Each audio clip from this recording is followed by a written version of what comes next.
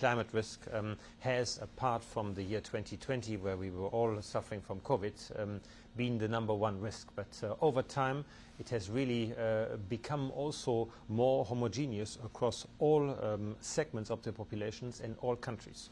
And what you obviously see that other risks, in particular geopolitical risks and technological risks, have really risen over the last couple of years, and I guess that will not be the end when I think about the 11th and the 12th edition. What progress do you think that we've made in trying to address not only just climate change overall, but some of the targets that nations have set for themselves coming out of either the Paris agreements and some of the interim agreements since?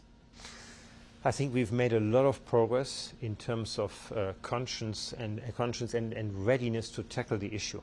When you look at today the various strategies, in particular of companies in really wanting to tackle climate change, a lot has happened. I would say today we are still, unfortunately, in the space of listing the intentions.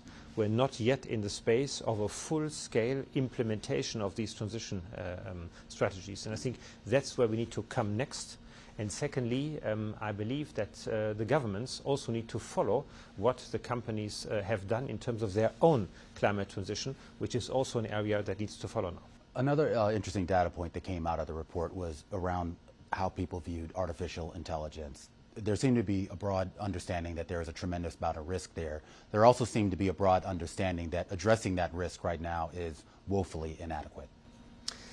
Yes, so I believe AI opens a new chapter for our societies, and when you look at it with entrepreneurial glasses, the entrepreneur always looks at what is the upside first, and then looks at what do I need to do to protect myself against the downside.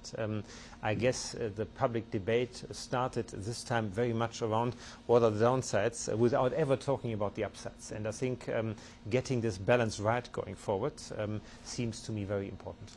Just this morning, before we began our conversation, the Biden administration here in the U.S. released basically finally their own guidelines for what they want to see with regards to AI protections. And this really only applies to what the government purchases, but it was pretty broad-based. It really did restrict a lot of what these companies can do, how they use that data, whether they are actually supporting broader initiatives with that data here. Do you think we need to see more of a global framework towards AI and its regulation rather than just individual countries putting things out? It would be preferable to have a global framework. I mean, what we have done around the whole question on climate, we could actually also apply to have an international energy association also for AI.